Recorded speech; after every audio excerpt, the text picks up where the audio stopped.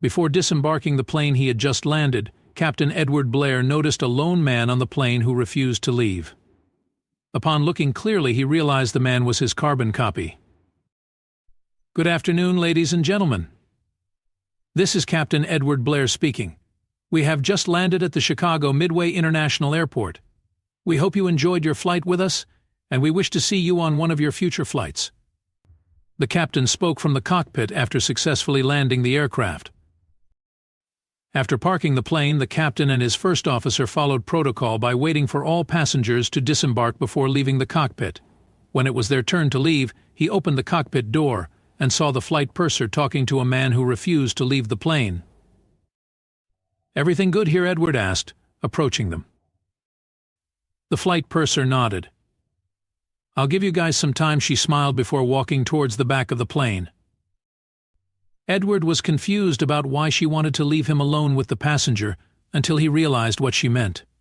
There stood a man who looked exactly like him. Before he could say anything, the man spoke. "Do you want to see Mom?" he asked. "I can't believe my eyes. Is it you, Adam? Did Mom ever come back?" "She's alive and well," Edward replied, so many thoughts suddenly rushing to his head. Adam was Edward's twin brother, whom he hadn't seen in decades.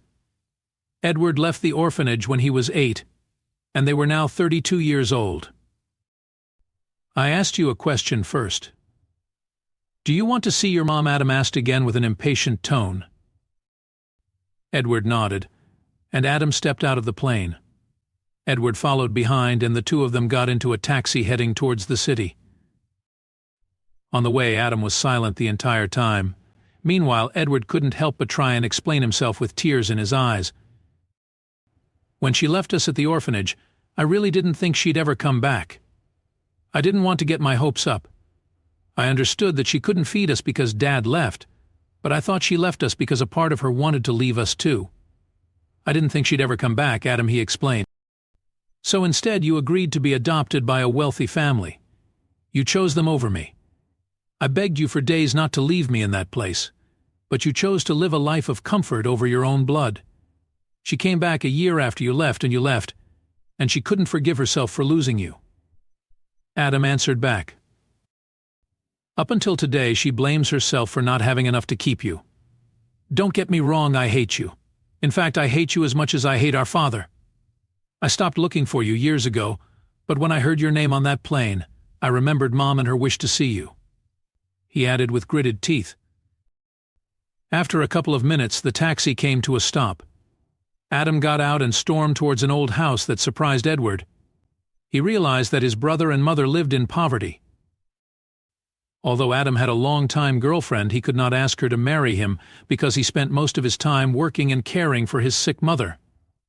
He's always wanted to settle down and start a family, but he felt indebted to his mom and wanted to make sure she lived the rest of her life comfortably.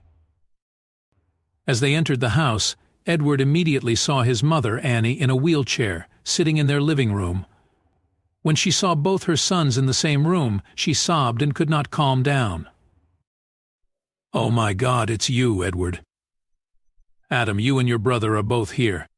You're back," she sobbed, bringing her wheelchair closer to her sons. "He's not back, Mom. He just came to see you, but he'll be back in his mansion when the night ends," Adam said passively while pouring a glass of water for his mom to calm down. Edward didn't hesitate to walk toward his mom, hug her, and beg for forgiveness. "I'm so sorry, Mom. I'm sorry I didn't believe you when you said you'd come back for us. I wish you could forgive me," he cried. "I don't blame you, son. I don't blame you at all. I am sorry for not being able to give you and Adam a good life from the beginning. I wish I could, but it was so difficult for me to find work. I'm sorry, sweetheart. I'm so glad that you're here," his mother replied, stroking his hair as they embraced. "Would you like to stay the night? We have a lot to catch up on. I'd love for you to spend more time with us," she asked him. "I'm sorry, Mom, but I have to go home tonight. I got a job in France, so my adoptive parents and I will be moving. The flight back home to Chicago was my last one here. I think it was meant to be that Adam was in the flight as I got to see you," he explained. After hearing that his son was moving to Europe, Annie was heartbroken. "You're leaving," she said weakly. "I wish we could have found each other sooner. I'm sad that our time together was so short." "I'm sorry, Mom. I will visit you as much as I can. I am sure I'll have flights to the U.S., Edward said, apologizing once more. Stop getting her hopes up. She doesn't deserve to be heartbroken at her age. Get out, Adam retorted, realizing that his brother simply just wanted to see their mother but not build a connection with her. A couple of days after their encounter, Adam noticed a transportation service arrive in the house across from theirs, and men started loading furniture inside, along with appliances. "Mom, it seems someone bought the house right in front of ours. We'll have new neighbors soon," he told her. Annie was delighted, as she had always wanted neighbors.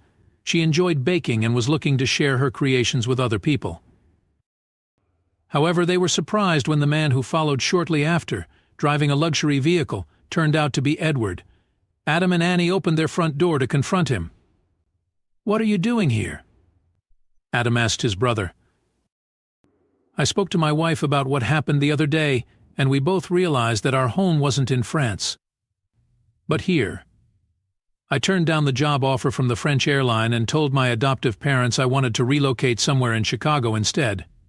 They understood and promised they'd keep in touch while they enjoyed their retirement in Europe," Edward explained. "I am sorry that I never got a chance to look for you, Mom. I know I've made many mistakes in the past, but I hope you give me a chance to prove to you that I am not a bad person and that I genuinely want to spend time with you. I want to reconnect with you too. Adam, we are brothers. I love you both, and I will prove just how much if you'd let me," he added. Annie could not believe it, and she began to cry. Edward introduced his wife Emma and young daughter Alex to Annie and Adam, warming their hearts. While Annie caught up with Alex and Emma, Adam and Edward had a good talk. "I know you don't trust me at all, Adam, but please give me this chance to prove to you that I have good intentions for you and Mom," he begged. "I'm willing to let go of my past issues for Mom's sake. She looks happy, and that's all that matters to me," Adam admitted.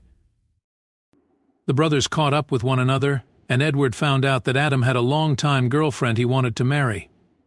He volunteered to take care of their mother in the house next door while Adam worked on his own personal relationship.